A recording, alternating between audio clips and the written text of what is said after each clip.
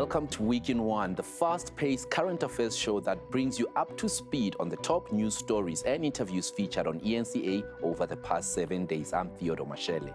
Let's get into it. Hands down, our top stories this week: 7 suspects behind bars in connection with the murder of rapper eNCA and his friend Tibbs Mutsuwani. Then the DA's battle against the ANC's cadre deployment policy heats up. And the search continues for 6-year-old Saldanha girl Joselyn Smith, who vanished last Monday. Now, more developments in the eNCA and Tibbs murder case. Another suspect has been taken into custody, bringing the total arrests to 7. Police say investigations revealed that hitmen were paid to target the rapper. Senior reporter Dasen Tatia filed this report. More progress has been made in the eNCA and Tibbs murder investigation. The police in KwaZulu-Natal have announced that they have arrested a 7th suspect. Now, this is one of 2 suspects that they were trying to locate in Durban. One was arrested at the time after a warrant of arrest was issued, but this suspect, the 7th, managed to escape. And just less than a day after a press briefing announcing the developments in this case, police have announced that they do have this suspect in custody. What's unclear, though, is what his role was in the assassination of Kiernan Forbes. During that press briefing, the police outlined an intricate plot to assassinate Kiernan Forbes. In fact, some of those that were behind it had even followed eNCA from the airport to the hotel and ultimately to the Wish restaurant, where he was shot dead along with his friend Tebelo Motsoane. From my investigation, it became clear that Mr. Forbes was the main target. He's the one that was followed from the airport. He's the one who was followed the hotel. He's the one that was spotted inside the restaurant. And the plan was not to shoot him the manner they did. They were going to shoot him in the vehicle. But because he stood longer outside greeting his friend, and those hitmen did not want to wait. That's why they came for him.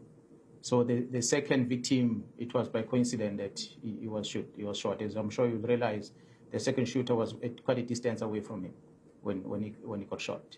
So we do believe that the plan was for Mr. Forbes. Now, 2 others are still in the kingdom of Eswatini.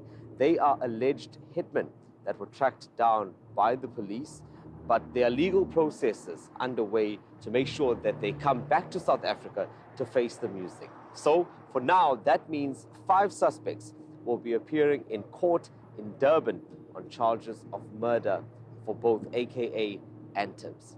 I'm Dasen Tatia in Durban. Now, Gauteng police say they're close to making arrests in the assassination of Randwater executive Tebogo Juwala. He was shot over 8 times at the end of January. The province's top cop says all is being done to deal with the rise in hitmen. eNCA's Heidi Jokos has more. Gauteng police have put together a team to investigate the assassination of Randwater executive Tebogo Juwala. Juwala was shot over 8 times, with most of the bullets to the head. He was attending a back-to-school event when a gunman walked in and assassinated him in broad daylight. Police are on the lookout for the gunman, who is seen in a video. We are close. If this individual is an animal, we'll say we are behind his tail. We, on that particular day, on Saturday, activated the tactical team. As we move and advance, this particular individual have moved out of sight. Currently, as I'm speaking, the formidable team, which is led by a well-experienced officer who is a brigadier. They are currently out of this province where they are pursuing this particular individual. Gauteng is no exception when it comes to the increase in assassinations, and Gauteng police are deploying more resources to deal with this. Chief Whip for the city of Joburg, Thembiso Zungu, who was sitting next to Juwala when he was shot, says he is hopeful police will crack this case. I'm quite confident. Listening to those who are investigating, they seem to be making inroads in that particular matter. And I'm quite satisfied that they will be able to crack this case. It's quite a huge matter. I think they won't just let it slide. Those who are responsible must be brought to book. They must be arrested and be dealt with. Really, I think it traumatized a lot of people. I still speak to quite a number of people who were there. Even today, I still traumatized the school principals and the kids. Zungu suffered 3 bullets and believes that if the gunman didn't run out of bullets or his gun jamming, he too would have died. Zungu says the hit was clearly for Juala. Additional security has been provided for Zungu. I have my own 2 guards that I have had since I became the chief whip. And because the city was worried about mass security, from time to time they will send people. Wherever I go, there must be security. Rand Water declined to comment on the matter at this stage due to police investigations. Heidi Jakas in Johannesburg. Now to this concerning story, the search continues for 6-year-old Joselyn Smith, who vanished last Monday. She was left in the care of her mother's boyfriend at the time. Our reporter Nobesutu Hejana has the story. It was the afternoon on 2, I see her the last time. When she tells me that she's gonna go play with a friend of her, I saw her the last time, and that's really, I'm really honest. Jacqueline Apollos says that though he feels responsible for Jocelyn's disappearance, he has no idea what happened to her. Apollos says he had been looking after her since the morning when her mother, Kelly, left for work at 8. According to Kelly, she couldn't get a hold of Apollos when she got back from work at 5, and when he finally rocked up, she asked where her child was, and he couldn't account. But Apollos has a different version. I was at home like normal. I was at home. And you started being concerned around maybe what time when she was not coming back home? On 6 with the mother. And the mother was with me. From the mother come home, the mother was with me until 6 o'clock. Then we was getting concerned for where there's a kid. Then we started looking. And we didn't find her until we called the police. Smith's grandmother says she's not pointing fingers at anyone, but if either Kelly or Apollos are responsible for her granddaughter's disappearance, they should take responsibility. If there is something, they must tell the truth. Because I can blame him. I can blame him. He was the boyfriend, and Jocelyn was in his care, but I can blame him. If there is no evidence of something like this, I can point my finger to him on the moment. But if there is evidence against him of somebody, I can point my finger, not now on the moment. Workers at a local NGO where Jocelyn would often attend aftercare classes are concerned about the secondary trauma her classmates and friends are experiencing. My concern as a child and youth care worker is that the community is always busy and no one could have seen where Jocelyn went. And my concern also is other children, the trauma that all this is going to leave to them. The police say they will continue questioning people and investigating all possible leads as the search for the 6-year-old continues. Nobesutu Ejana, Cape Town. Now, shortly after the break, we feature some of the most topical eNCA interviews done by our anchors this week.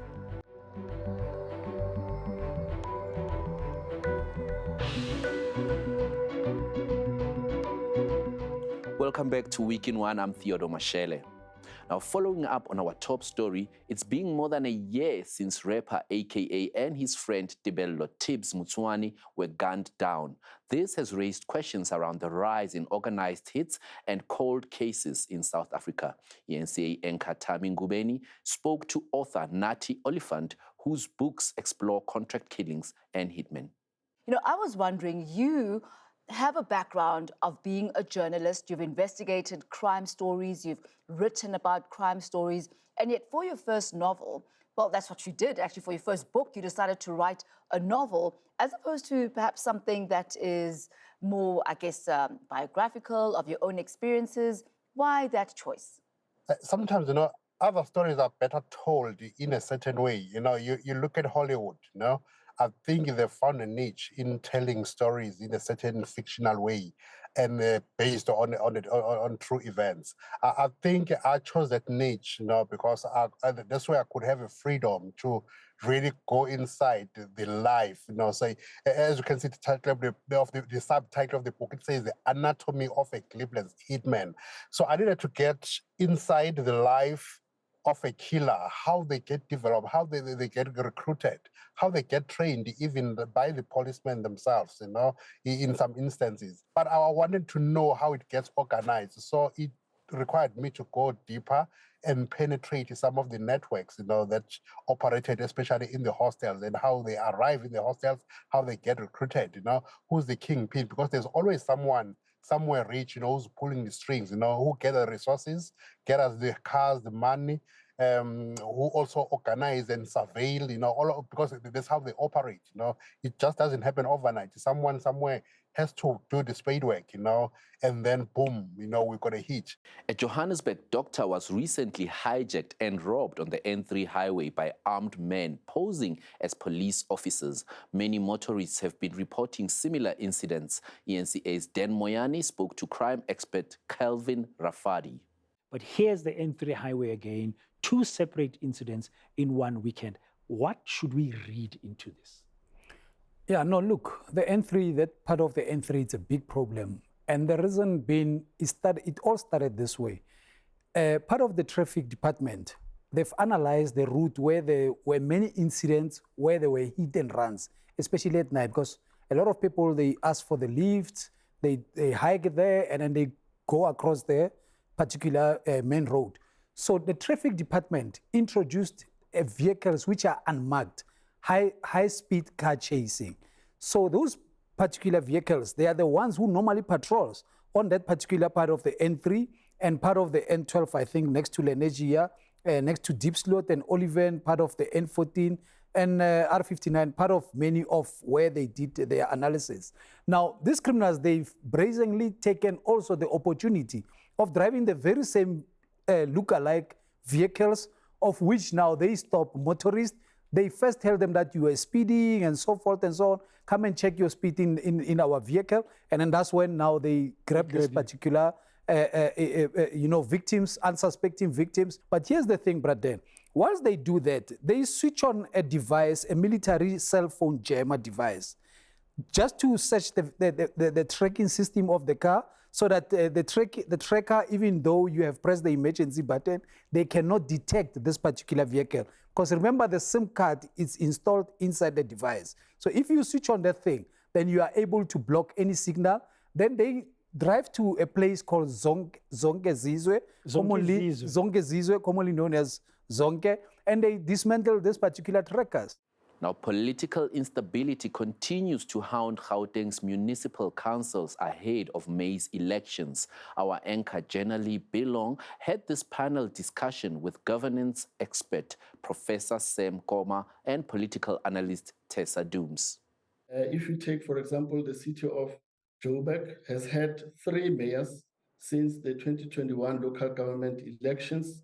You also have the city of Tshwane that also has 2 mayors since the 2021 local government elections. And that has largely paralyzed decision-making at the level of municipal council, because that's where decisions are made regarding, for example, time-years approval of municipal budgets, time-years approval of appointments of senior managers that are supposed to execute the decisions that are made by the municipal council. When there's a common enemy, whether it's on municipal level or national level, there's a common enemy. In most cases, that enemy is the ANC. We can fight together, but when it comes to building the local government or the government together, there's issues. I'm not sure that that's entirely true.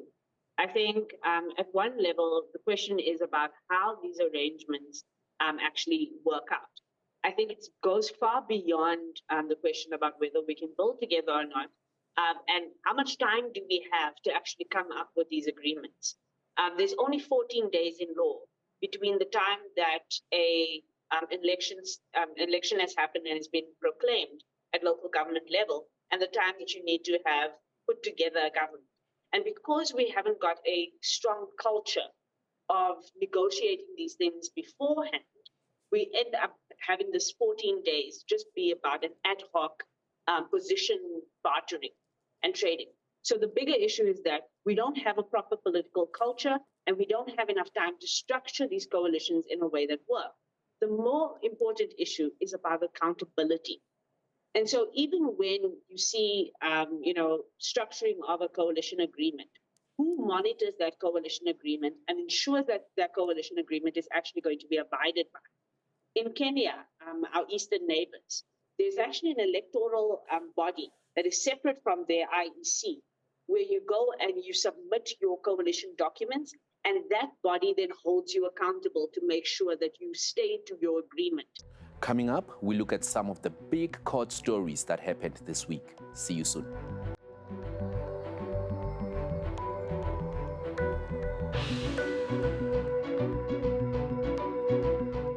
Welcome back to Week in One. I'm Theodore Mashele. Both women in the double arson attack in Roodepoort have died. They were dosed with petrol and set alight, allegedly by one of the women's boyfriend. eNCA reporter Shonim Timkulu was in court. The Raymond family will be back at the Roodepoort Magistrates Court next week as their search for justice continues. The case against the man accused of setting their daughter Sakia alight has been postponed to Wednesday. I'm definitely all about justice to the max.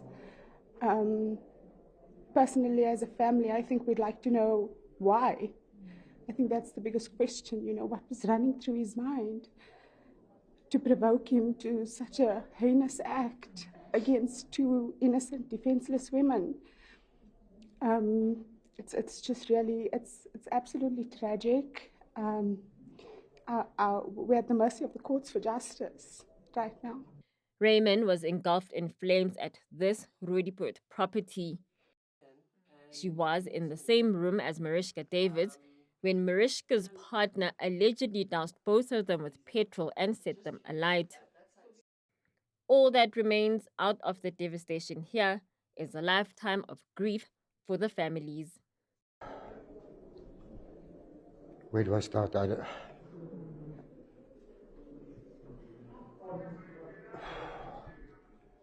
Sakia was my second eldest daughter. She was murdered, she was killed horrifically, which I still can't come to terms with. Besides the sister, brothers, she leaves behind 3 kids, 13, 10, and a 6-year-old. The 6-year-old celebrated his 6th birthday on Monday. His mom promised him that she would come spend the day with him, but she couldn't make it.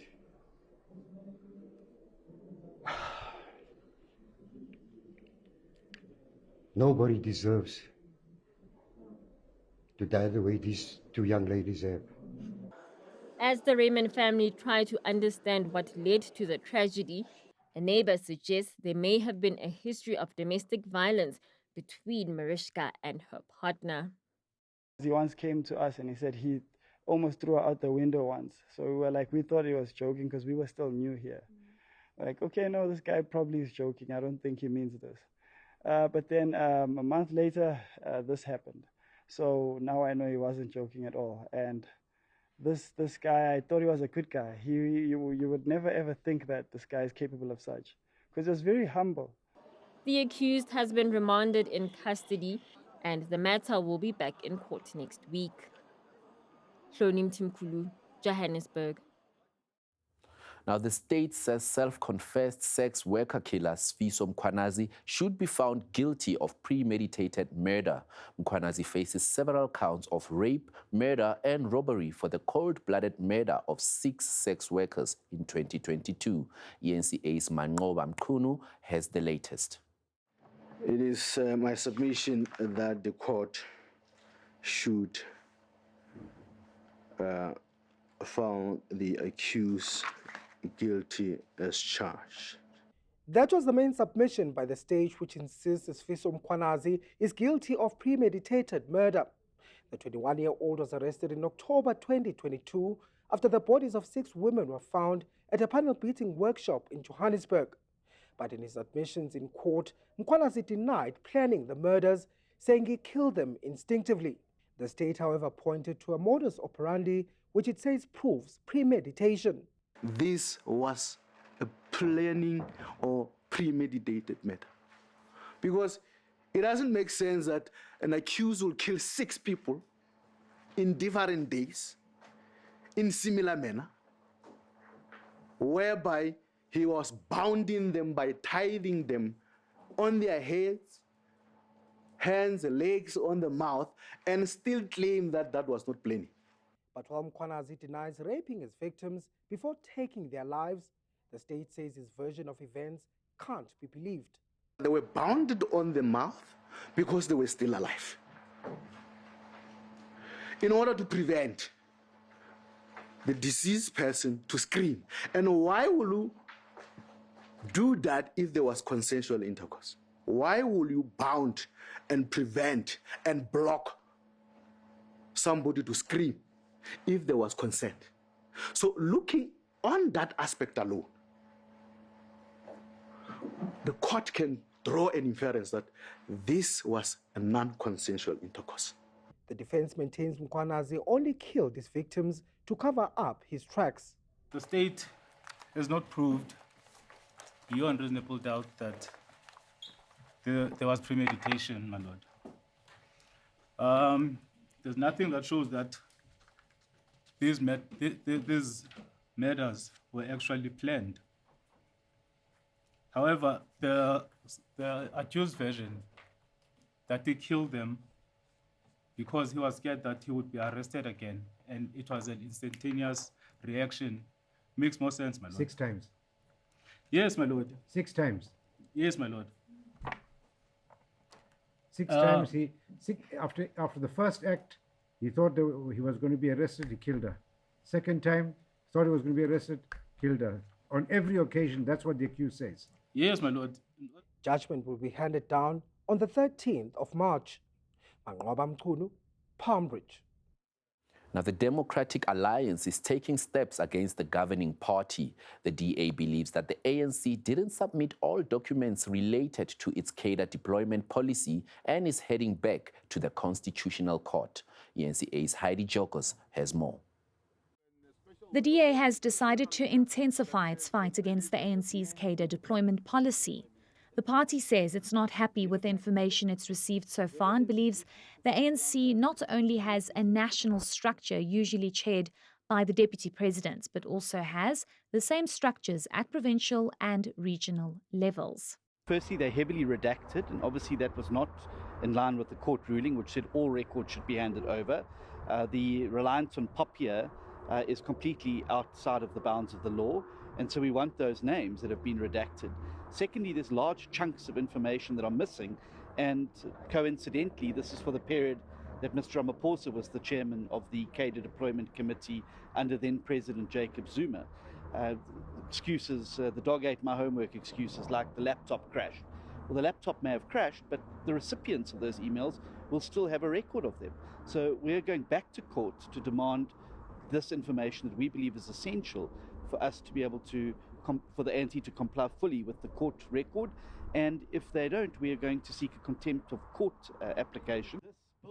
It has even gone as far as putting up a billboard on the N12-N3 splits in Johannesburg with a quote reading, "Crush corruption, outlaw cadre deployments."